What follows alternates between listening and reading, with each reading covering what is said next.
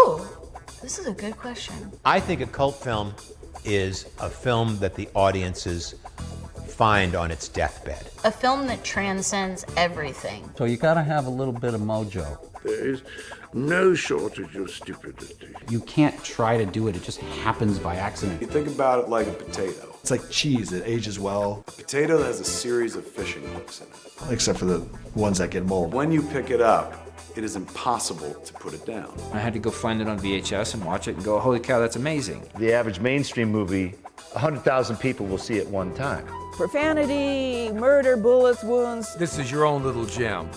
A cult movie, one person will see the movie 100,000 times, and they don't get sick of it. It never stops showing somewhere. It totally works. It's just lightning in a bottle.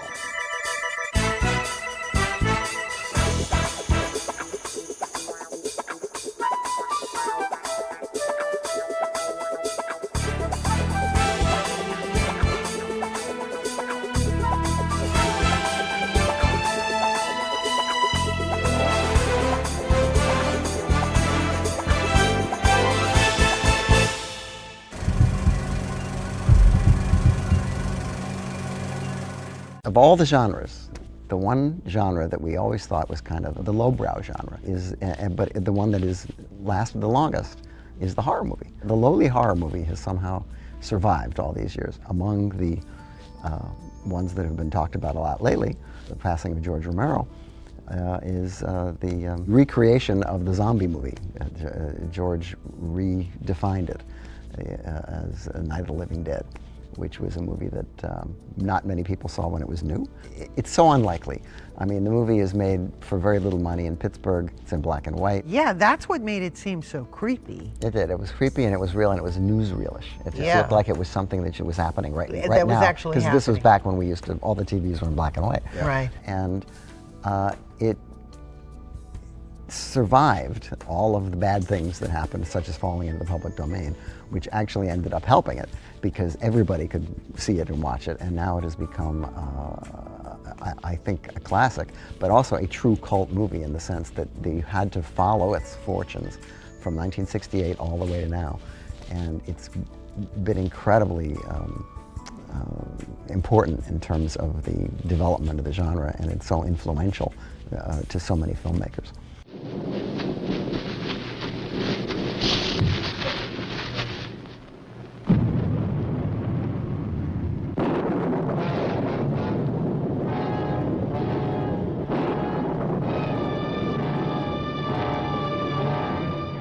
Night of the Living Dead only garnered any attention with horror fans when they saw it at midnight. And those midnight screenings were amazing because of the publicity and the newspaper coverage they got. The killers are eating the flesh of the people they murdered. We had no idea. We made the film, I thought of it as a one-off. The cast and crew were shocked and then applauded. There's no film in this world that affected me as viscerally as Night of the Living Dead, especially when zombies were pulling viscera, literally, out of human beings. And of course, it became one of the ultimate cult hits. It had an afterlife that went on and on and on. And the one sequence in Night of the Living Dead that got the most attention was the little girl turning on her mother. Night of the Living Dead is considered one of the most influential horror films of all time because of its rawness. It was shot in black and white, made for $114,000, came out of nowhere from Pittsburgh. It was the first modern zombie film. That had we had the money to shoot in color, I might have been tempted to shoot in color. But I'm so glad that we didn't. And it was one of the first films to use graphic gore. Well, you know, I was supposed to do the effects at Night of the Living Dead, but I had enlisted in the Army. So I was in Vietnam when George made Night of the Living Dead. I don't know who can give you an answer about why people love zombies so much. George probably could. Everybody that was talking about Night of the Living Dead was talking about it because of its politics, largely because of the African-American lead and, you know, the anger of the 60s, 68. What Romero largely introduced was the idea of complete social breakdown and a rampaging plague that could not be put down. And those things, especially in the 1960s, when Night of the Dead came out, were extremely potent. We saw society crumbling all around us. There were people who even saw, the hippie movement and drugs as being a kind of zombie plague. And it also had a political subtext to it that won over a lot of mainstream critics, like Rex Reed, for example. It dealt in its oblique way with race relations. I'm fighting for everything up here, and the radio and the food is part of what I'm fighting for. Now, you get the hell down in the cellar. You can be the boss down there. I'm boss up here. I think every African-American actor in America owes Dwayne Jones a huge gratitude for providing a portal for us. So absolutely, Dwayne was pivotal. But even without that subtext, nearly 50 years later, the film has an impact. The ending packs a real gut punch. It's like the line from Night of the Living Dead, they're us and we're them. But I think they were referring to the redneck hillbillies who turned into, killers, making a sport out of killing the zombies, All right, Vince, hit him in the head, right between the eyes. Good shot. Okay, he's dead. Let's go get him. That's another one for the... Come on, you little bastards! What you would think after Night of the Living Dead, that it would have established itself and you wouldn't, but no, you have to continually reboot the brand. And Dawn of the Dead did exactly that. For 10 years, I avoided doing another one. I had, immediately after Night of the Living Dead became Night of the Living Dead, which took a while, actually, I had lots of calls saying, well, can you make another one? And I said, nah, nix, I don't want to be buttonholed. Dawn of the Dead really was a surprising and a revelatory movie for a lot of us back in the 70s because horror and satire were not natural bedfellows back then. We really weren't used to seeing them combined in the way that George Romero did. And I said, I got to have some kind of a political idea. What the hell is it? Looks like a shopping center. And I socially knew the people that were developing a shopping mall. During an apocalypse, where else would you go? A mall. Great idea. And I went out to visit, and the trucks were just bringing in everything that anyone could ever want. I've been thinking, maybe we got a good thing going here. And it was the first time we had seen anything like this, and I said, this is the idea. I don't think that anyone else has produced or written, directed zombie films with an underlining message. Certainly ours was consumerism. It's Christmas time down there, buddy. That city, brother. So he took this idea of the most blandly homogenized, reassuring setting imaginable, where people essentially become zombies, become zombie shoppers. And he made that satire, that satirical idea, literal by having a mall filled with zombies who, in the most amazing scenes, totter around and seem to have some vague memory of their consumerist addiction to go alongside their lust for human flesh. Dawn of the Dead was like a 3-month Halloween. I did the makeup effects, I played a part, and I did the stunts. I carried a sleeping bag around the mall and would fall asleep under an escalator, and somebody, Tom, we need you to play Blades. Tom, what's his face, needs makeup. Hey, there's a stunt coming up, with a truck, do you want to do it? So, it was the most fun you could possibly have, 3 months inside of a mall, and we had free run of that mall. Say goodbye, creep. We shot at night, and every morning, elderly people would come to walk around the mall and get their exercise just before the mall opened. So there was a mad rush for everybody to get the crew and the cast, to get everybody out of there, get the zombies in a certain place, get their makeup off, get them changed to get them out of there. And we didn't want to have an issue with the mall, nor did we want to have one of the elderly people in the community turn a corner and run smack dab into a zombie. Have a heart attack. We didn't want that to happen. That was an issue. Back then, it was practical. Everything you see was happening right in front of you. We had an assembly line. So I would make up the appliance zombies, and they would make up the gray zombies, you know, maybe do an appliance here and there. And it was easy. Well, the helicopter zombie in Dawn of the Dead, that gets applause in the movie theaters. A guy's getting the top of his head lopped off, and people over there applauding, you know. So I cast his head and built a dome. It is perfectly round. In the movie, it looks square because it was a rainy day and the hair kinked up. It's not supposed to be a Frankenstein look. And the top of his head was just 5 or 6 pieces attached with fish line of varying lengths. And we had a guy run with the fish line, which unraveled the top of his head. And we were pumping blood up through his legs, and the blades were put in later. They were animated in later. Dawn of the Dead really had the same situation as Night of the Living Dead. Midnight screenings, word of mouth, newspapers and monster magazine. I was a combat photographer in Vietnam. I saw horrible stuff. That's why my stuff has to be anatomically correct. Because if the fake stuff doesn't give me the same feeling I got when I saw the real stuff, the fake stuff isn't good enough. That's the great thing about George. As a special effects guy, he would let me improvise. Most of the deaths in Dawn of the Dead are things we came up with. You know, we would go to George at 3 o'clock in the morning. How about if we drive a screwdriver through a zombie's ear? Okay.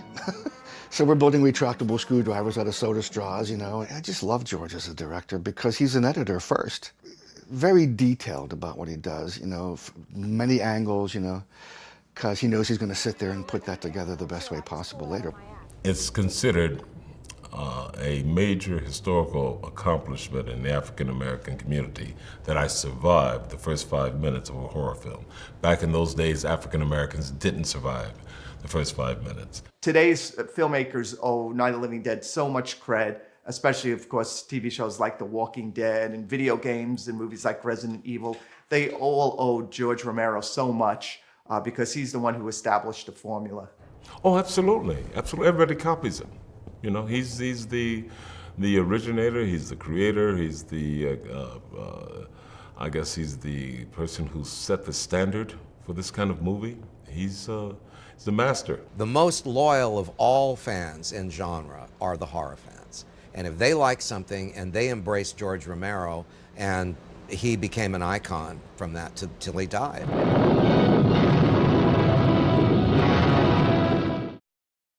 The cool thing about cult movies is you can kill the hero.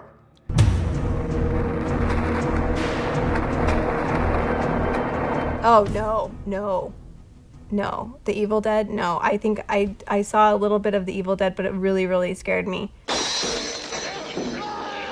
The plot of Evil Dead is about an unlucky quartet of college kids who go to that remote cabin in the woods that hides the Book of the Dead. And once you read from the Book of the Dead, it unleashes this unholy army of deadites, these that possess the people in the cabin, turn friend against friend, leading to all kinds of blood, guts, and frenetic camera work by the incomparable Sam Raimi. If you could take a time machine back to these miserable 13 people, this cast and crew locked in a Tennessee cabin, and say, guys, it's gonna be fine because Evil Dead is going to become Evil Dead 2, and then there's going to be a third one, and then there's going to be a remake, and then there's going to be a musical, and then we're going to maybe put it on TV, and this is never going to stop, I think it would have blown their minds. Tennessee had a film commission. Can you help us find a cabin? Somebody was killed at that cabin was the story. Had no power, no running water, no electricity. There was 4 inches of cow shit on the floors. We would take turns sleeping, doing security at the cabin because we got some equipment that was stolen. Right next to a $20,000 Aeroflex camera was a power saw. That's what they needed in Morristown, Tennessee. I'll take the saw. Evil Dead became a cult classic, I think, largely based on its the reputation, which was fostered by no less than Stephen King. In '83, Stephen King was Stephen King. You know, you didn't mess with Stephen King. He was the master of horror. And the quote he said was, Evil Dead is the most ferociously original horror film of the year. And our heads exploded. We're like, wait a second. Did Stephen King just say that? So we used that quote, and what that did was that sent a force field out around us. And it caused reviewers to go, oh, maybe this isn't a low-budget piece of shit. The film was released to theaters, but it really wasn't a big hit at the time. It came out during the 80s horror boom, where most audiences were just going to see slasher films during that period, and the film was kind of overlooked. A piece of trivia about Evil Dead is that you have Joel Coen of the Coen brothers editing the film. And Sam had this sequence of getting Linda ready to strap her in. He's going to hit the chainsaw. And Joel did all these sharp cuts and really made it snap, and we put all these sound effects in it. Finally, pull the tarp back and bam, that saw fires up. It had a real visceral effect. It's got balls. That's a throaty son of a bitch. It's like a 72 Mercury or something. I have to hold a chainsaw over Betsy Baker's neck. Well, it's not fake.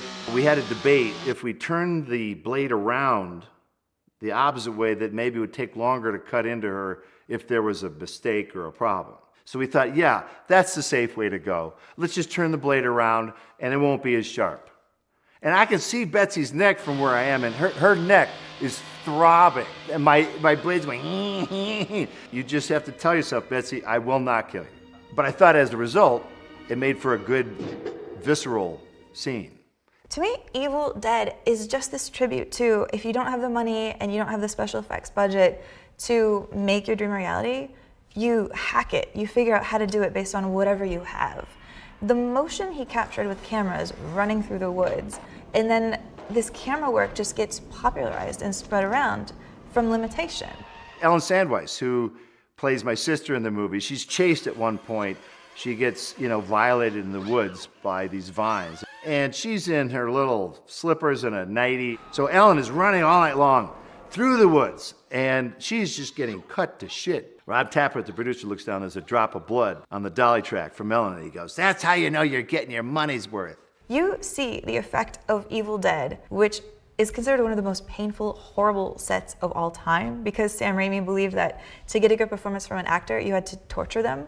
Like Bruce Campbell hurt his leg, and so he starts hitting his wound with a stick to get this agony out of him. We had a sequence where I've got to shoot out a window. Typically, of course, you'd have a fake load in the gun, and then an effects guy would put a charge on a safety glass window, and it would look fine. No, take a shotgun, let's put a shell in, you're gonna blow the window out. And there's a camera guy right outside there. Boom! Cut. Tim, you good? Yeah, it's okay, it's okay. But since then, its reputation has continued to grow. Even though it's on DVD and TV constantly, people still want to seek it out in the movie theater and see it on the big screen for that audience participation experience. And then, after the Stephen King endorsement, the LA Times called it an instant classic. That did it. That made people look at it differently, and then the reviews sort of changed. There was a reviewer who said, even if you're lopping your girlfriend's head off with a shovel, even that can be done artistically. Home video was exploding. And so we hit that kind of at the right time. And those are the things that really, I think, propelled it. And the fact that Sam Raimi, I'll go on record, I feel that he certainly has genius characteristics. That's what's exciting to me about a cult film, is that your limitations become what make you legendary. The film was banned in, half a dozen countries. Germany just unbanned it. 30 years it took those fuckers to unban it. Come on, man, give me a break.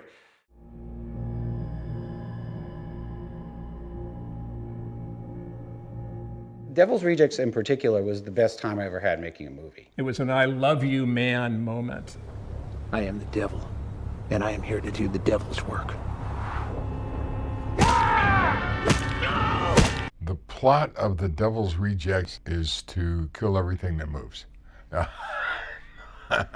The Devil's Rejects is the sequel to Rob Zombie's first movie, House of a Thousand Corpses. It's three outlaws on the run being chased by a crazed sheriff. It's time for us to do what the good Lord would refer to as a cleansing of the wicked. Captain Spaulding is just trying to protect what's his. A little aggressively from time to time, but we get there. Never turn your back on a fucking clown when he's talking to you. Fucking hands off of me! I see Rob Zombie's The Devil's Reject as a cult classic in the making. I think it was originally perceived as, as a really good horror film by horror fans. A lot of times cult films aren't necessarily good films. That right there is one sad, pathetic state of cinematic affairs. But there has to be something in them, a performance. You got a problem with my time frame, son. You best spit it out right now. Yeah, I got a problem. I got a big fucking problem, bozo. Well, make your move, Whitey. There has to be something that a lot of fans can hang their hats on and that they can discuss and love together. Fans love the actors from that movie, Bill Moseley and Sid Haig, who are heroes at horror conventions all over the country. I always loved and hated clowns simultaneously because, you know, like Lon Chaney played clowns a couple times, and I always loved those films.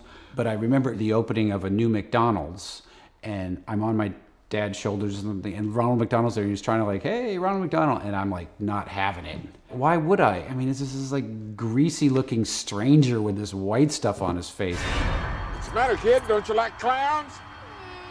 Why? Don't we make you laugh? Aren't we fucking funny?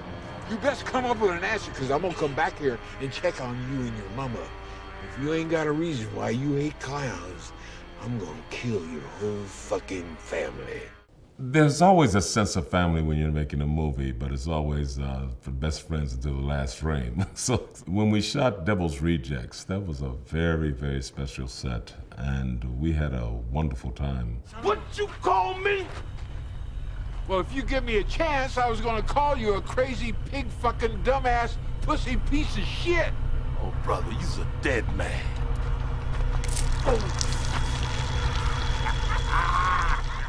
Shooting that, and there was a freedom that we felt, and I think there was a overall atmosphere created by Rob that was fantastic. Are you saying that I would cut off a chicken's head, put my dick in it, fuck it, and go, ah? You accuse me of fucking a chicken, motherfucker? What I didn't want to do was House of a Thousand Corpses Part 2. I had no interest in that. It could have been a Western. I could have said it in 1890 if I wanted to. I wanted to make something that was like a postmodern Western. I'm calling the shots. Consider me fucking Willy fucking Wonka. This is my fucking chocolate factory. You got it? My factory. We shot House of a Thousand Corpses on 35mm, which I hated the way it looked. It looked too clean, so I shot Rejects on Super 16 and blew it up to 35, just to help. It made it look like 35 from the 70s. An improvised thing would be Sherry sticking the ice cream on Bill Moseley's face. Sid absolutely improvised. Tutti fucking Frutti was his improvisation. Yeah, I think I'm gonna get me some Tutti fucking Fruity. You know, I think I'm gonna get me some Tutti fucking Fruity. Tutti fucking Fruity, that sounds good. Tutti fucking Fruity. Shut up. Rob fell off the couch, boom, it was in. That was it. A lot of the fans of Devil's Rejects say that that was the moment when, instead of thinking of the Fireflies and Otis as like the worst scum of the earth, that's when they started to relate to them. Even though all three of them were despicable, I needed a reason that somehow the audience would strangely like them. And my theory was always like, as long as they're cool, cool trumps everything. You know, I like the ending. That really worked because I didn't know if it would. You know, when I told everybody, oh yeah, I want to play the whole ending to Freebird for 7 minutes, they're like, oh boy. You know, we were shot 100 times each with rifles, so the chances of us surviving are pretty slim. But Sid pointed out that the soundtrack includes beating hearts.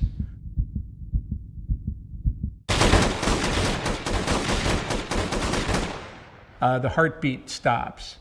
You know, I never figured that out, but, you know, leave it to Sid. Devil's Rejects will probably be right up there with Night of the Living Dead and Halloween, you know, as the years go on and as horror fans go back and rediscover the films of their youth. So that cult is going to continue to grow. You know, and it's so funny because a lot of times at various fan conventions, I'll be sitting next to Sid, and someone will come up and say, you know, is there going to be a sequel to Devil's Rejects? And I'll say, Sid, is there going to be a sequel to Devil's Rejects?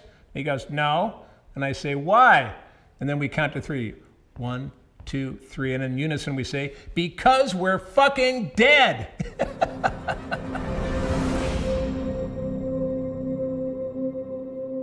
The one that I think is a midnight movie, and it did shock me when I first saw it, is The Human Centipede, which is about a scientist that grafts them together with mouths to anus. So, and there's 3 sequels. So it is a total of 4 films. No, I think there's 3 altogether. Okay. So it is Lord of the Rims. It is that, really. And I saw the first one, and I couldn't believe that it is a shocker, and it is well acted. It has good acting in it. Mm-hmm. But I didn't see the second and third one because I thought enough is enough. But I heard the third one has like 100 people Here's hoping. Anus to mouth, you know. But you're saying the that- first one is... I thought it was pretty good, and it was like, 100 people. Yeah, you better fact check me. It's probably more assholes than have been in a single place since Congress. Yeah. He sews them together. Yes. What's the purpose? The purpose, fun? I forget. The purpose was... Sheer delight, I imagine. That's entertainment. Maybe Well, they'll do that as a musical. on a I somewhat- guess you couldn't really if your mouth is, you know. A lot of kick steps. I mean, It's more of a You dance. could hum. yeah, you could hum. A hum job. Oh, God. The plot of A Human Centipede is probably the most depraved idea anyone's ever come up with. Has to do with a mad scientist who comes up with this brilliant idea to stitch together people from mouth to anus to create a human centipede. You know, it's a love it, hate it kind of movie. There's really no middle ground on the human centipede, but I think it's pretty sick and entertaining. And that's the kind of film that seemed to have been engineered to be a midnight movie, a cult movie. And I think in this case, the director scored, and it really is the quintessential midnight movie. One night I was watching television with friends, and there was a child molester on, and he got a very low sentence. And I thought, oh my God, that's an idiot. Why don't they sew his mouth to the anus of a fat truck driver? That would be a proper punishment. And everybody was like, oh, that's horrible. But that idea kept lingering in my head. And I thought, that might be a brilliant idea for a horror film. And then I photoshopped my then girlfriend on her hands and knees, and I tripled the image, and I put them behind mouth to anus, the picture, and I thought this looked brilliant. Ingestion by A, passing through B, the excretion of C. As you can imagine, people thought I was absolutely crazy. It started, of course, with the investors. A human centipede. When I did the pitch for them, I had to leave out the word mouth and anus. So I told them it's about a surgeon who surgically connects people. And they were quite interested and thought, oh, well, it's English, let's try it, let's do it.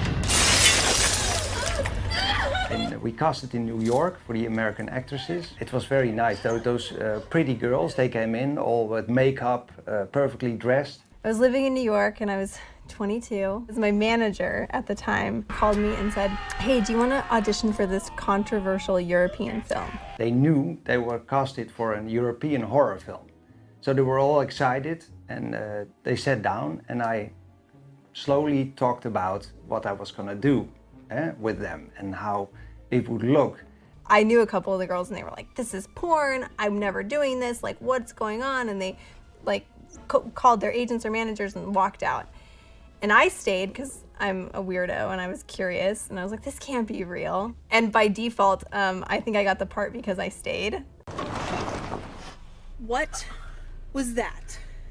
I have no idea. When I finally did get the part and we had a meeting and signed contracts, she handed me a booklet and she said, here's the script. And it wasn't a script. But if we don't find a place in like 10 minutes, we are running back to this car. It was a very tiny booklet, you know, bound on one side, and it was just paragraphs of every scene in the movie of what was going to happen. So basically it was an outline. And then everything in the movie is improv. It was a very interesting way to make film. We got a flat tire. Can we come in?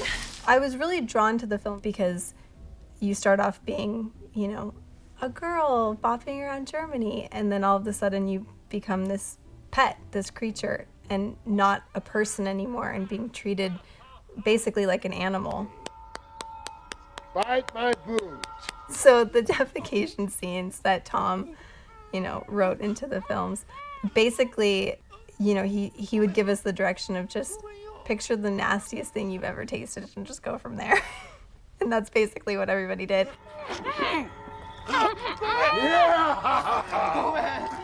Feed her, feed her. But the one scene in the movie that was the most grueling was when we did the staircase, crawling up the staircase as the centipede, where we had to stay connected the entire time.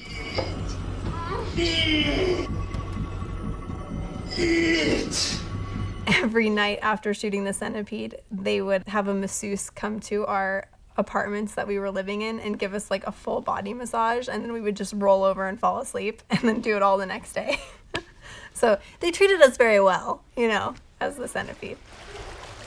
I think Tom had the foresight to know what it was going to become, but he honestly was like the only one, I think, who really saw that it was going to become a cult film. The Human Centipede is a perfect example of a film that can be discovered on a streaming or video on demand. It's got that title that really seeped into the zeitgeist that people remember and they seek out, probably because mostly it's notoriety. The film is so extreme and over the top. There we go. Yeah! I did it! It kind of creates like a beacon for cult movie aficionados. Modern technology really helped it to become a cult phenomenon because on social media, everybody shared the images from the film. And people were disgusted and they sent it to another friend. So that really helped to get the cult success. And it was one of the best films on VOD IFC ever had. It's hard to say if it really deserves to be in that category of one of the greatest cult films of all times because it's not that old. But I think because of just how well known it is and how it's spoofed on so many things, it's referenced so many times in pop culture.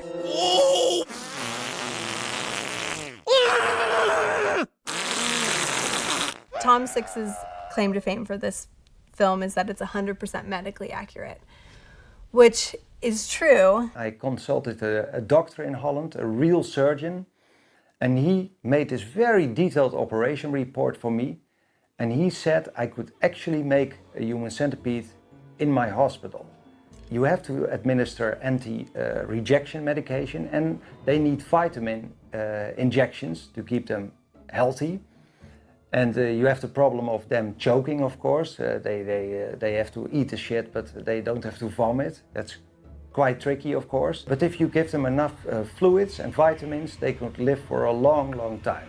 I have some funny stories about fans. Yeah, people are like obsessed with me. Lots of times they think you're worse than Hitler or you're Jesus. You have girls that connected like dolls they made, mouth to anus, little dolls, and they presented to me. And a lot of women said, I want to have your baby. So it goes very, very far. It's really incredible to be a part of something like that, where it just keeps going and going and going for years to come. And I don't expect it to ever really stop.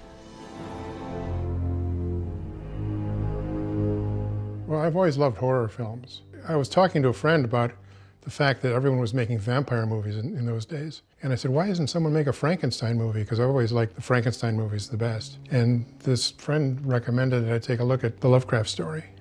Herbert West brought a lot of dead people back to life, and not one of them showed any appreciation. Reanimator is a master's class at film directing. It's the obsessed doctor genre film, and it's the zombie genre film all melded together.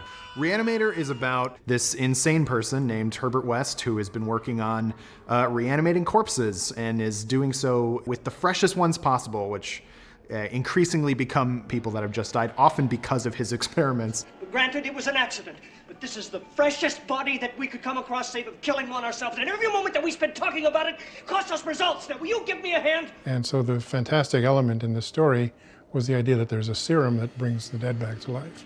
So we wanted everything else, all the medical stuff, to be as accurate as possible. How can you teach such drivel? These people are here to learn, and you're closing their minds before they even have a chance. What are you here for, Mr. West? You know, you should have stolen more of Gruber's ideas, then at least you'd have ideas. Mr. West! Dr. Hill is so pitch perfect evil.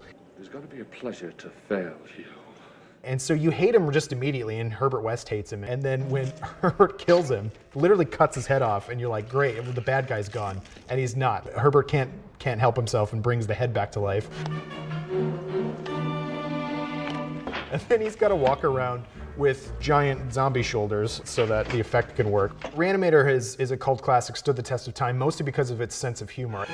Lovecraft, to his credit, he wasn't a particularly funny writer, but was writing what he considered a comedy, and Stuart Gordon and Dennis Paley kind of brought that to light. And so the movie Reanimator is very funny. You'll never get credit for my discovery. Who's going to believe a talking head? Get a job in a sideshow. You know, when we were working on the movie, we knew that we needed to have something that would set it apart from all of the other movies. I have a plan. The scene that everyone always wants to talk about is we always call the head gives head. It's with Barbara Crampton, this beautiful, he picks this beautiful heroine. She's strapped down to the table, the evil doctor. His headless body is holding his head and guiding it around the room, and he's guiding it towards the naked, tied lady on the table. Obviously doing very, leering things toward her, and then it's like, well, now he's gonna do the thing that there's no way they're gonna show you. It's upsetting that you have a head giving head, and it's very not for most people. My love! There's so many great scenes in Reanimator. I think my favorite one is when they're bringing the cat back to life in the basement, because this poor little cat did absolutely nothing wrong. And then it's just this kind of like grody puppet. It doesn't even look like a real cat, but it's just like attached to Herbert West's back, and he's just like flailing around. A little known fact that David Gale was the model for Dudley Do-Right, the cartoon character. I think there is a train approaching. He was friends with Jay Ward, and I think they modeled the look of the Mountie on David. We were incredibly naive in that we thought we could get an R rating on the movie. It was interesting that in those days, one of the things that was sticking in the backs of our minds was that another movie had been released unrated, and it was, believe it or not, Room with a View. So we were very worried because we have all these naked zombies running around. But as it turned out, there was so much blood in the film that it didn't really matter. They were never going to give us an R rating no matter what we did. H.P. Lovecraft's classic tale of horror, Reanimator. It will scare you to pieces.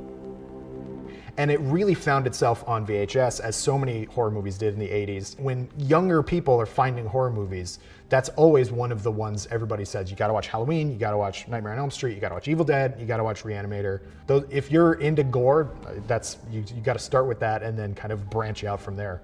No, it's very gratifying that people are still enjoying the film. They just put out a new Blu-ray of the movie, which has something like 24 hours worth of material, which I always think is hilarious because the movie itself is less than 2 hours long. There's a live stage musical. Bastard. There's a comic book series, there's a board game coming out. Lovecraft never regarded the story very highly, and yet it's become this property that has so stood the test of time because of the Stuart Gordon film. You think hey, I remember Reanimator, and then you go and watch it again, and it's like, no, it's funnier than I remember it, or it's gorier than I remember it, or whatever. Or it's exactly as I remember it, and it's just great. Now, one other picture that has come down through the test of time is Tobe Hooper's Texas Chainsaw Massacre. Oh, my. Which, speaking to the idea of people who are regional filmmakers. Oh, that's my number one of all favorite. He made this picture on weekends with borrowed equipment at 16 millimeter. It had a reputation at the time of being the grossest, most horrific, disgusting movie, which it isn't. There's very little actual gore in this movie, and there's very little actual real violence. Almost everything is implied. It's all in your imagination. It's all situational. Which is and that door slamming, Leatherface's door. And once that door slams, you don't want to think about what's going on. Right. You really believe that there were parts of America Absolutely. where this was happening? Oh, you know what? There probably are right now. That's what I'm saying. Is like it does tap into genuine fears about the other people that you don't know. And the hitchhiker in that movie, with Oh. the birthmark. People always say, "What's your type?" I say, "Him." What happened was true. The most bizarre and brutal series of crimes in America. Before there were cult movies, Texas Chainsaw was the cult movie. It gets into your brain like a million worms. Cadavers wrapped around gravestones with these police-style close-ups and photographs. I went, I don't know if I can watch this movie. This is the opening minute. The plot of Texas Chainsaw Massacre is a bunch of kids get in a van. They're going to one of their relatives' places. It's in Texas. I didn't want you to know any of these people, or it would mess up, that whole documentary feeling. It's a slow burn beginning, but then they pick up that freaky weird dude and he cuts his hand. He's obviously demented. They don't realize it, but he's part of a family. It's a nice family if You're the Manson family, I guess. I got some good barbecue here. Why don't you fellas stick around here a while? They turn out to be people who were cannibals. You could take me to my house. I live right off this road. The scene in the van, we're making a lot of physical stuff up as we go. The casting is amazing. The performances, Ed Neal, I don't know who won the Academy Award that year, but they should just give it to Ed because it wasn't as interesting as whatever he was doing. I mean, and you watch it and you go, are these people even actors? I don't know. Are they just weirdos that they cast? The Texas Chainsaw Massacre changed the horror genre. So putting a mask on Leatherface created a new kind of monster. When we went to do Evil Dead, we studied the drive-in movies to see what are they watching. For me, it was Texas Chainsaw. I remember watching that in the theater going, I doubt we could do as good as that. Because that scared the living piss out of me. Texas Chainsaw Massacre, to me, is an amazing movie because there's really not that much gore in it. It's just the characters are terrifying in a very kind of real, it's just the acting. It's scary acting. If I could wind the actor up enough to let all that fear and terror come out, that would transcend the screen. The cinematic experience and your emotional experience would create something that was between you and the screen and not just on the screen. So the movie is very, very low budget, shot on Super 16 millimeter. If hell had home movies, that's what it looks like. It looks real, it's docu-style. And also too, it says right at the beginning, this is a true story, right? Which is bullshit. And the fact that in the back of your mind, you're thinking, is this real? Did this really happen? It makes it all the more disturbing. The movie is so good at creating an unnerving, tense atmosphere. Because the movie also has a lot of twisted black humor. It's funny, it's a funny movie, even though it's the most horrifying experience you'll ever have. So they cut her finger and they stick it in Grandpa's mouth, and as he's sucking the blood out of her finger, he's like kneading like a little kitten or like a little baby. It's so twisted, it's funny, but it's horrifying. The chainsaw guy is going to make everything safe. Here's what you must do to the chainsaw in order to prevent any of the actors from being harmed at any time. We'll put like a little metal plate there underneath the pants leg, and then we'll put some suet meat on top of the metal plate, and then the blade will just come, it's still moving, but no sharp part. It'll come down and the suet meat will pop through like the hook of his leg. It'll be great. The heat will transfer through the metal plate to the tender flesh below. Here comes the chainsaw. Now the suet meat pops off, and Gunnar is screaming on the ground, going, Cut to Jay Parsley on the other side of the camera going, wow, Gunnar's doing great. The beauty of the film, if there is a beauty to such a disturbing film, is that a lot of it's done through suggestion. I've often thought that Texas Chainsaw Massacre is one of the most deceptively scary movies ever made. Leatherface puts her on the meat hook, and the MPAA they were more open then. I would make a phone call and say, how can I hang a girl on a meat hook and get a PG rating? And they said, well, you can't. It's a simple, quick edit. Show the hook. She's lifted up. And it pans down her body, and she's hanging over an old wash tub. And the wash tub is there to catch the blood. You're aware for an instant of blood coursing onto the ground. Many people thought they saw blood gushing down. I think it was one of those movies that began to make explicit what was only barely implied in the movies we were used to seeing of that type, like Psycho. Because I think it is the greatest modern horror film after Psycho. It seemed that there were more good reviews because it was refreshing, at least to the critics. It was the grindhouse movie that critics recognized as being a kind of primitive work of art. So then Rex Reed saw it and he loved it. And everything just from that moment changed. It became part of its legend that there was a copy of it in the Museum of Modern Art's permanent collection. And it started building its own cult. It's incredible. Directors that I love their work so that I've done something that they care about. The feeling is kind of overwhelming that people like Wes Craven and Rob Zombie and Ridley Scott, and well, in their own words, have been influenced by Chainsaw. I heard that Ridley has his own 35 millimeter print. I know Stanley Kubrick had his own 35 print. I'm deeply honored. Chainsaw was chosen as one of the greatest cult films of all time is because it doesn't die. It doesn't go anywhere. Here we are, 44 years later. We'll step back 44 years in time to that magical, magical time when we made this film. Come, come. Look at this. Here's the infamous feather room. When you walked into this room, these feathers would waft up around your legs. It was so powerful. And it was from the second you entered the door, you were there. The minute you were inside the room, 2 feet, you were into character. The infamous dinner room.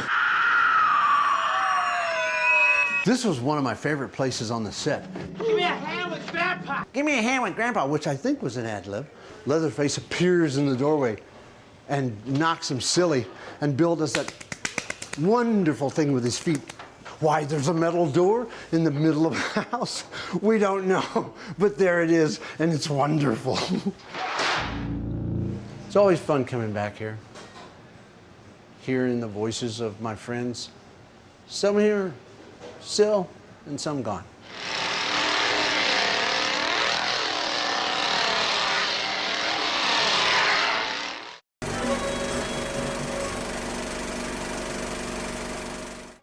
Science fiction, it never approached the level of literary science fiction in films. Literary science fiction was always much more intellectual. And Death Race 2000, which is a very cartoony movie, is also very subversive. Right. And it was a big surprise hit. And it really was definitely a hit. Put New World Pictures on the map, and really, I think, established Paul Bartel as a credible filmmaker. And I'll be giving you the blow-by-blow, play-by-play when the kings and queens of the open road roar onto the track. Do I hear the sound of engines? Humanity is still recovering from this gigantic economic catastrophe that happened in 1979. And it's been 21 years later, and the only way we can think of to deal with this is this transcontinental road race between men with names like Frankenstein and women named Calamity Jane, who are going to get points for mowing down people, and that sometimes these people want to get killed.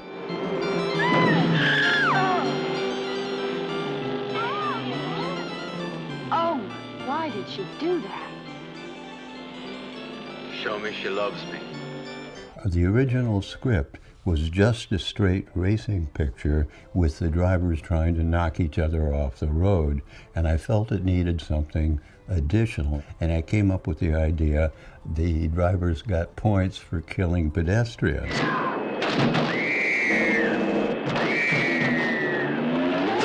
Frankenstein scores! And it became a cult classic because it was violent and it had a sense of humor. Women are still worth 10 points more than men in all age brackets, but teenagers now rack up 40 points, and toddlers under 12 now rate a big 70 points. The big score, anyone, any sex, over 75 years old, has been upped to 100 points. I saw Death Race 2000 in the editing room with Joe Dante on the Moviola, and Sylvester Stallone's part, he was improvising a lot of lines, and he was really, really funny in it. And we kept saying, who is this guy? This guy's great. And as the movie went on, his part got cut down. You know, it's a real shame. But I always remember, he calls his girlfriend, you know what you are? You're a baked potato. For me, I think you're one very large baked potato. I don't know, we were both standing there, so I started talking to him. And I said, you know, how you doing? What's going on, you know? And he goes, well, I'm living in a closet. I went, what? You're living in a closet? That's good. That was his room. And he was writing a stupid script called Rocky. I felt so bad for him because it's so hard to get a movie on, you know. His acting was great, but he certainly couldn't be a script writer. Rocky.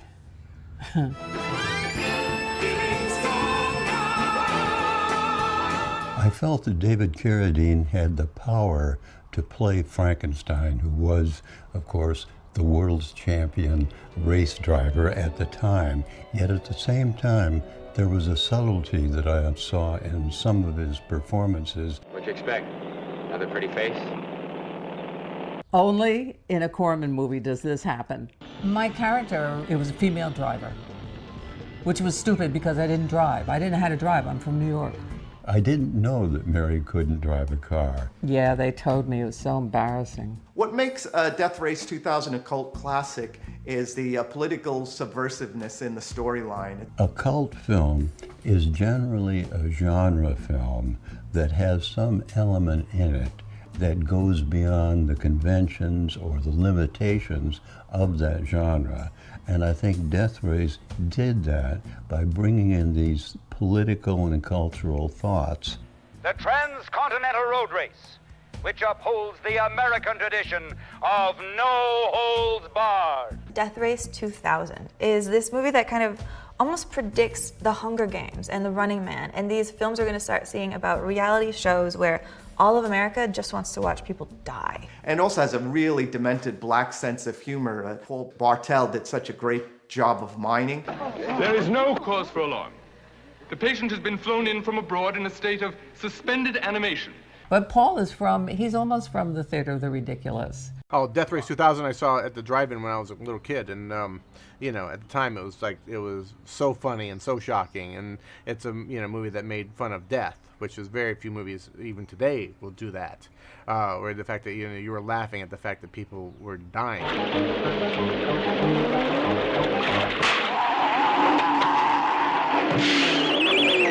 It's great. It's really funny, but it's also about killing people. I mean, you can't get around that. You can't say this is so funny and nobody cares about killing people. No. They were lined up. We killed them. It was just funny. You can't take the killing of the pedestrian seriously unless you're a pedestrian. All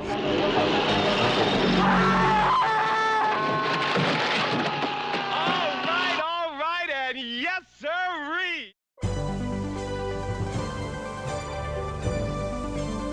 The opening, of course, is very strong. And I remember doing it took the whole day for this one shot, which is actually quick for Kubrick, because that one shot is the whole experience encapsulated with the eyelash and the look that became the symbol. Clockwork Orange is the adventures of a young man whose principal interests are ultraviolence, rape, and Beethoven. Unlike so many other cult classics, A Clockwork Orange, when it came out, was a hit. Clockwork Orange was nominated for Best Picture. Clockwork Orange is a Stanley Kubrick film. It's one of the greatest films of all time. Even though the movie was super successful when it came out, it has become this cult film. Partly because I think the movie still feels so dangerous. Malcolm McDowell really grounds that film and gives us someone to sympathize with in a world gone mad. He will be your true Christian, ready to turn the other cheek. I mean, I've often thought, why is it still relevant? Young kids doing drugs, gangs. Hello? Very frightening movie, and his sounds and his music and the sexuality of it. And also, I remember when I was young, there were stories about it being inciting actual violence. Like in England, gangs were roaming the streets like the Droogs, and a homeless man was killed, and Stanley Kubrick actually chose to pull it out of circulation in England. But of course, if you get your life threatened and that of your family, then of course, you take advice from the police, and Stanley did that, and the police told him to withdraw the film. And I think these add to its mythos and make it a cult film. If A Clockwork Orange got banned at the beginning, then it's the audience has to fight extra hard to find it. And that's a brilliant film. I mean, there's just no denying it. Malcolm McDowell is so brilliant in A Clockwork Orange. He's scary, he's funny, he's twisted. You can't keep your eyes off him on the screen. He's the ultimate anti-hero because we hate him so much, but when he becomes a political puppet, we can't help but feel sorry for him because his right to choose has been taken away from him. So we ultimately side with him despite all the heinous things he does. It talks about a kind of apocalyptic time. It certainly talks about a kind of gang and how they try to fix this guy and how that sort of ends up hurting itself. But I don't think it's sci-fi. I think that's just straight on very edgy drama. We made a black comedy. Are you now, or have you ever been, a homosexual? No, sir. Right. Leave that alone, don't touch it. It's a very important work of art. Kubrick really was able to take advantage of the changes in censorship laws that occurred in the late 1960s and put images on the screen that are probably as extreme as had been really ever committed to a mainstream film. When it came out, nobody could get past the sort of surface, which is the violence. Well, you look at the Singing in the Rain scene today, and that's an example of a scene where you feel like you could not make a movie that had that kind of scene today. Singing in the Rain came out of absolute pure necessity because we'd grind to a halt. Creativity just came bang to a stop. So we didn't shoot for 5 days. I mean, unheard of, never do it today. I think on the 5th day, he looked down and said to me, "Can you dance?" I said, "Of course I can." I jumped up and just instinctively went into Singing in the Rain. Singing in the rain, just singing in the rain. And on the beats, kicking, whacking. Let the stormy clouds chase. And, you know, Kubrick's face was one of sheer wonderment, and he bought the rights to Singing in the Rain. There and then. Pretty well, little brother, pretty well.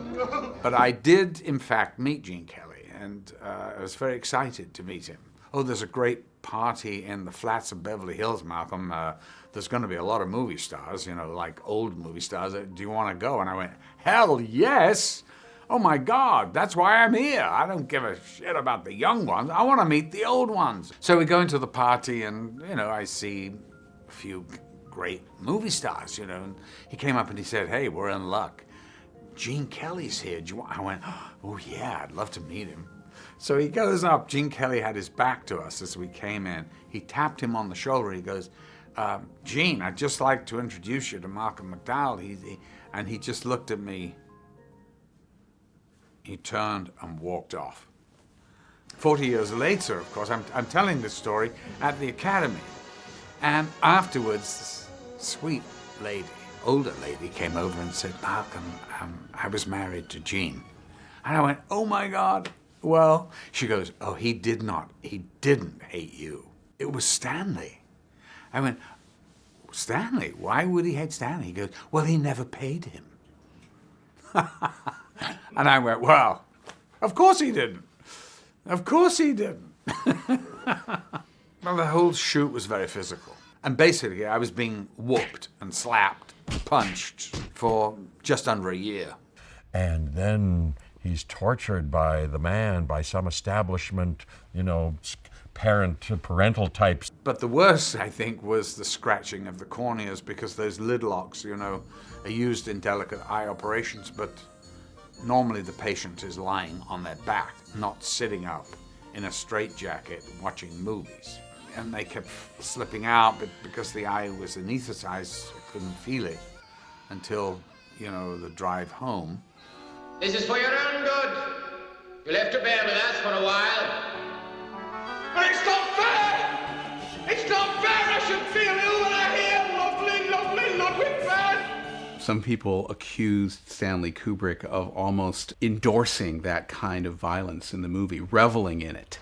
And ultimately, I think it's a far more moral film than that. But the fact that he walks that line, the fact that you can almost feel that joy that at least the character of Alex is taking in his violence, that's what gives the movie its edge. And I think you'd be pilloried if you tried to make a movie like that today. Well, when I saw the film, I was thrilled with it. I mean, how could you not be? You know, I gave the performance of my life with a genius director who was at the top of his game. He was 47 years old. It's such a unique vision. It still feels like a cutting-edge, dangerous version of the future. And that is entirely due to the fact that Stanley Kubrick is a filmmaking god. I was cured all right. Blade Runner which is a very expensive studio picture by Ridley Scott, which was maligned by the critics and not enjoyed by the public, and yet had such a strange cachet to it that it actually became fascinating, and people revisited, and different cuts of the picture would then come out, and there would be the owners discovered that there was actually a chance to make some more money from this picture by trying to find different versions that they keep putting out and having people rebuy it. I would say of the first one, though, the director's niece's cut was my favorite. Of all the ones? Yeah, because it was a little shorter, but so more impactful. More human than human is our motto. The reason you picked it as the greatest cult film of all time is because it is the greatest cult film of all time. It was not a big hit when it came out. It was misunderstood. It probably is the greatest movie ever made. Blade Runner is a movie deserving of its exalted cult status. There's this interesting life cycle to a cult film where maybe it starts off at the bottom and nobody cares, and then it rises up in esteem, like, say, Blade Runner, and it becomes like the film that everybody wants to watch. It goes almost from cult film to masterpiece. The real reason for the cult is that film never went away. It just kept building and building and building. And but it's among movie fans. I still don't think it's a film for the mainstream audience, and I think that's part of the appeal of it, because people really take it as their own. And people are expecting a high-octane sci-fi action movie like the ones that had come out before then, namely Ridley Scott's Alien and Star Wars and the Superman movie, and on it goes. So when Blade Runner came out, it's this slow, quiet mood piece. And it came out in the summer and people didn't go to see it. Ridley Scott made this film noir about a private detective who's hired to terminate rogue androids. I need the old Blade Runner. I need your magic. I don't work here anymore. And it's about his conscience that starts to question whether he's doing the right thing and whether the androids are more human. I've seen things you people wouldn't believe. What is the meaning of being alive? You know, what's the difference of you being alive and me being alive? If I'm a replicant and you're a human being, what's the difference? If I still have feelings, you know, what's the difference? Because I was manufactured or not, you know? That was always the kind of thoughts that I thought about when we were doing the movie. What's the difference between you and me? And also people argue whether a Harrison Ford character is a robot himself. We don't know. And I asked Ridley Scott that, and he thinks he was. And that conflict, because at the end of the picture he takes a replicant, which I play, off into the, you know, well, it depends on what version, but off into the big blue sky. That when they went to do, in the early 90s, the director's cut, they actually restored earlier versions of the film with no happy ending tacked on. Well, I love Blade Runner. I've always loved Blade Runner, but I love it for different reasons. You know, my uncle did the arrangements to that, to the soundtrack. Vangelis wrote it, and Jack Elliott did, who's my uncle, did all the music, all the orchestrations. So I remember going into the studio late at night when you'd hear that, you know, dun dun dun dun dun dun dun dun. That's Tom Scott playing that sax, romantic, you know, little riff. I think there are people who've worked with Ridley Scott who might be afraid to work with him again, you know, because he's pretty demanding. Although now that he's older, I think he's quite mellow. He was very controlling. I mean, I guess that wouldn't be a surprise, right? Very much into every detail. Very, very much an artist. I mean, as grueling as it was, which it was also very exciting too. You could tell because you were looking at these amazing sets and you were looking at all of this care, you know, and money and effort, you know, to produce something that all comes together. It was like, damn, you know, it was like, wow, this looks amazing. You know, I look like an old-fashioned movie star in this show. I almost wished that Humphrey Bogart was still alive so he could have played the part that Harrison Ford played. I mean, the visual design of Blade Runner was kind of off the charts when you really think about it. That was not CGI. I mean, they had special effects in it, you know, but not the same thing in the sense of what we're seeing today. This is kind of old school. It's the last of that industry, really. Blade Runner influenced so many filmmakers. I don't think Luc Besson would have a career if it wasn't for Blade Runner. Every movie of his has something from Blade Runner in it. And we see that in so many of the science fiction films that have come out since. You know, Minority Report, one after the other. Working on Blade Runner was an experience that I was extremely naive when I walked into. I'm referring to the scene where Deckard pushes Rachel. But I do remember feeling pretty ganged up on that day, and I remember at the end of the day just feeling just like beat up for a variety of different reasons. One being that Harrison Ford has a very rough beard, you know, and so my face was just like, and then Harrison at the end of the day, he looks at me and he turns around and he walks to the corner and he moons me. He actually moons me, and I'm looking at him like, okay, like, you know, this was a tough day, I guess. I kid you not. I think it set the tone for every science fiction effort that came after, and there's a lot of that going on now where people are talking about artificial intelligence and cloning and things like that. It was ahead of its time. The Brother from Another Planet is the only movie that I ever got the idea for the movie from dreams. The plot of Brother from Another Planet is an escaped slave from outer space crash lands in New York Harbor, makes his way to Harlem, immediately realizes, because even though he's mute, he can understand what's going around him, and he keeps learning more, that he better assimilate very quickly. And then finding out whether he's going to ever be able to go back home or not. Welcome to Babylon, brother. You got that faraway look in your eye. It's funny, the first time I read the script was obviously because my agent had called me and said John was looking for a kind of Buster Keaton. I read the script and realized what John was doing, that he was talking about looking at Harlem from the perspective of someone who didn't live there but looked like he should belong there, and loved it, just fell in love with it. And the idea that the character didn't speak attracted me even more. One of the reasons for the brother to be mute is to draw things out from other people. I wanted to be Ernie Banks. Mr. Cub. And it never really dawned on me that he was black. David Strathairn and I play these kind of intergalactic bounty hunters. Have any of you seen this man? We have reason to believe he's been in here. For the movement of the two men in black, I wanted there to be something off about it. And so much of our movement was done backwards. So we actually started on the stool, swiveled, backed out of the bar. And because we were shooting on film, you actually had to turn the camera upside down to do that, because later you were going to flip the film, and that would give you the reverse effect. I think my favorite scene is the one on the train with Fisher Stevens, with the card trick. Somebody told John about the card trick, and so John put it in the movie. But the idea that he does this card trick about, cards disappearing and reappearing, and then says, Want to see me make all the white people disappear? because once we get to 96th Street, most white folks got off the train. See? What'd I tell you?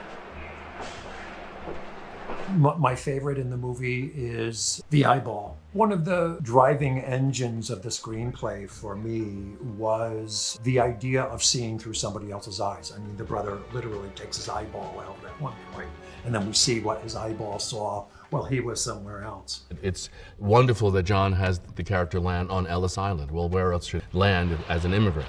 It's wonderful that he has me go past this statue that represents freedom and then have me go into Harlem and talk about, vis-a-vis whatever I go through, the hypocrisy of what goes on in this country as it pertains to especially people of color. The spaceship probably cost us $100 altogether and all the visuals that we did for it. The wide shot of the arc of the spaceship going into the harbor was done with construction paper and a pin, and me in the sound mix going, Choo! I always wished, with the spaceship, and I never did, that I had taken a picture of it from the outside, because from the outside, it looked like something that the Little Rascals had made. It was all wood.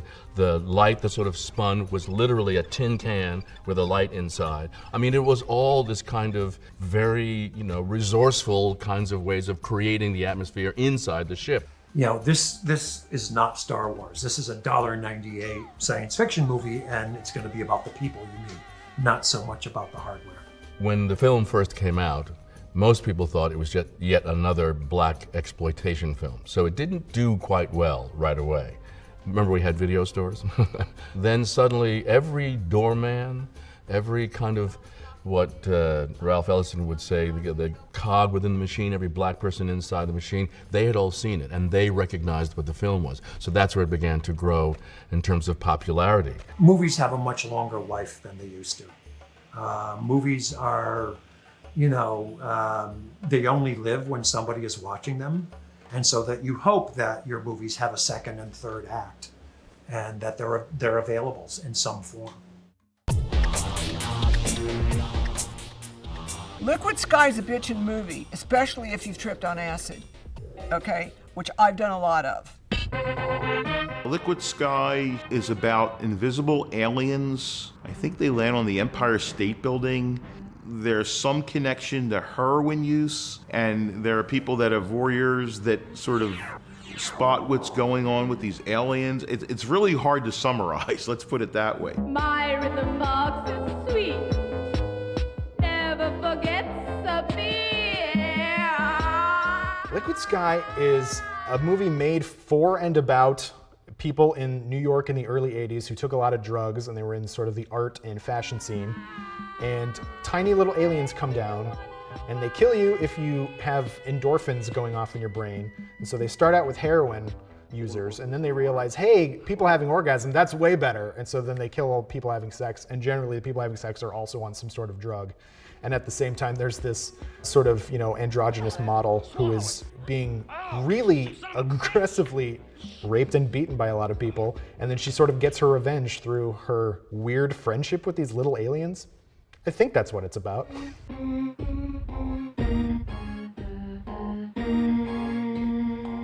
I don't know what genre is Liquid Sky. The Berlin Film Festival had a catalog made by genres. And they put Liquid Sky in the catalog out of genres. It's a mix of a lot of different genres, and I like it.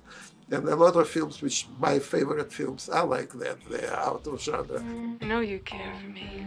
And Carlyle, she's playing herself in the film. She was a fashion model in the most popular model agency. It's very hypnotic, the movie, and it kind of sucks you into this strange world that you've never seen before. Nobody fucks at the club, everybody's gay. It was the new wave of both music and film, and you could do stuff like this. And it's kind of up to each viewer to make sense of it. I'm falling asleep, I'm tired, and I'm falling asleep, and you're boring me to death. It was mind-blowing. At the time, I thought it was just this sci-fi reverie.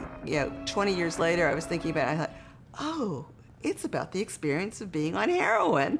The thing is that I read in many papers after that and many articles that Liquid Sky was a slang for heroin, which has obviously never been. Maybe it's become after the film. That I don't know. It's very probable. Anybody who sets out to make a cult movie is, destined to fail. It's never going to actually reach cult status. But I think in this instance with Liquid Sky, he sort of was. Like, he had this one specific thing that he wanted to do. It was for a cult of people, a specific group of people, and yet it has found sort of acclaim, and everybody, knows about it. You see the poster or, just the font of the Liquid Sky title. You're like, oh, I know what that is.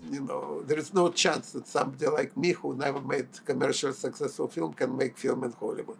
So I need to make something very low budget. That wasn't the problem to make low budget. The problem was how to make successful low budget. I really didn't know that it's impossible. That's probably why I managed to do it. Unfortunately, I discovered that that's easier to make cult film than to raise money for making cult film. Investors don't want to risk. I think Liquid Sky has stood the test of time in terms of cult status because you can't help but just keep watching it. You just sort of get sucked in, and then by the end you're just like, well, now who's going to get turned into aluminum foil? I want to know. Some people think that it's the best film ever, and some think that it's the worst film ever. And I like it. You either love the whole movie or you like none of the movie. That's what I've decided. Just this second.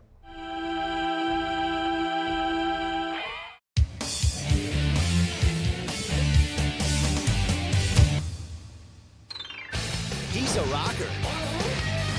Doctor. Don't tug on that. You never know what it might be attached to. Inventor. Activate oscillator. Open the sound barrier. Philosopher. No matter where you go, there you are. I said I was conscientious in research for this little interview. I wanted to, because I haven't seen Buckaroo Banzai since we did it in, 84-ish? 84. So that's now however long it is. But yeah, so I saw it again yesterday. Yeah, I went online and read a big Wikipedia thing about the movie too, which you can do, things I'd never known. So I know more about it now than I ever knew then. What is the plot of Buckaroo Banzai? The plot of Buckaroo Banzai is bananas. Laugh a while you can, monkey boy. Yeah, they're a bunch of do-gooders and a kind of a Renaissance man of sorts. Yeah, have the curved Yasagil, please. It's not here, Dr. Banzai. Let me have the straight one then. First, you got to know Buckaroo Banzai, who is a neuroscientist, astrophysicist, rock star, ninja, Biracial, but played by Peter Weller. Government agent. And just a general cool guy. The most well-known person in the entire world, and has a band, the Kung Fu Cavaliers, who are also the most well-known people in the world. He goes against evildoers, currently in the shape of aliens that he finds in the 8th dimension.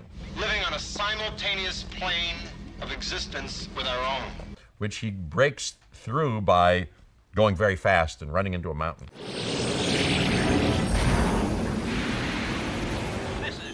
One, we got his tracks. They go right up to a wall of rock. Why the 8th dimension? Because the 5th, 6th, and 7th were irrelevant. And the fate of the planet is at stake. John Lithgow plays an alien who has been in the body of an Italian Nazi scientist since World War II.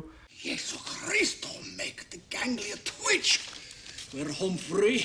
Jeff Goldblum plays a brain surgeon who wants to be part of the band and spends the whole time in this ridiculous cowboy outfit. There's a million characters in it, and they all do stuff. Yeah, I don't actually think the plot is all that important to them. They came out against Gremlins and Ghostbusters, and what else did you say? And Indiana Jones, the first Indiana Jones? Oh, Temple of Doom. Is that why it didn't do well? Well, things work out perfectly, one way or another. That's my philosophy. and it's found the audience that it's found. I think Buckaroo Banzai has become a cult classic because it looks like it should be the best comic book movie you've ever seen. It's the latest issue. And you watch it and you think maybe it's your fault you don't understand what's going on. And so you're like, well, I gotta watch it again. And from there, and then you start to really like the characters and the music. And the kind of just crazy qualities of everything. What is it? And once you've seen a movie like that like 10 times and you still can't really understand what's going on, that's bound for cult classicness at that point. I don't think the ambition is when you go into a movie like that, hey, I hope this becomes a cult movie, because that means it'll have a small but devoted following. I think they were hoping for something more. It was like insta-cult. And I believe it has become an official cult movie because I've read like 20-page essays about the physics of Buckaroo Banzai.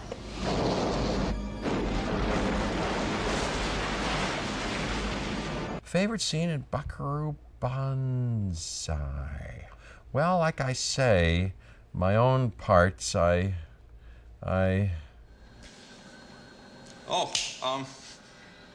you get it? I do have a speech where I like the idea. I could probably do this better now, where I go, wait a minute. I figure out. 1938, a War of the Worlds, that fake radio news broadcast that got everybody scared, thinking real live Martians were landing in Grover's Mill, New Jersey. That's kind of a nice idea, although I could do it better. And I had a pair of glasses on that I remember having gotten myself at LAI Works. Silverish. But besides that, any scene with John Lithgow is delightful. Shut up, John Bigfoot, you coward! You're the weakest individual I ever know! And then he turns back around and you can see he's gonna laugh. And so they have to cut. The scene in Buckaroo Banzai, which I have watched with my sister on the telephone. My sister lives in LA. The scene that always makes us drop the phone receiver is when they're in the lab and there's this watermelon just sitting there. And Jeff Goldblum kind of said, "What's that?" And someone else says, "I'll explain it to you later." Why is there a watermelon there? I'll tell you later. Hey, what is that? What's that watermelon for? He goes, I'll tell you later. And cut. Hey, send that to them. Tell them that version. I think I just did it better. Reinsert that. Recut that into the movie. I recommend it. I guess I don't look the same, but anyway, there you go. That's like the whole movie. I'll explain it to you later. Just enjoy. Gee, I don't know. I mean, you seem to have a particular fondness for it, maybe yourself, and maybe you guys like it. And, I know it qualifies on several different lists as not having done well, being quirky, being eccentric, being unique and unusual in some ways, having something to do with aliens, space aliens probably, and then getting a following, getting a life and a continual, devoted, even fanatical following. That's probably it.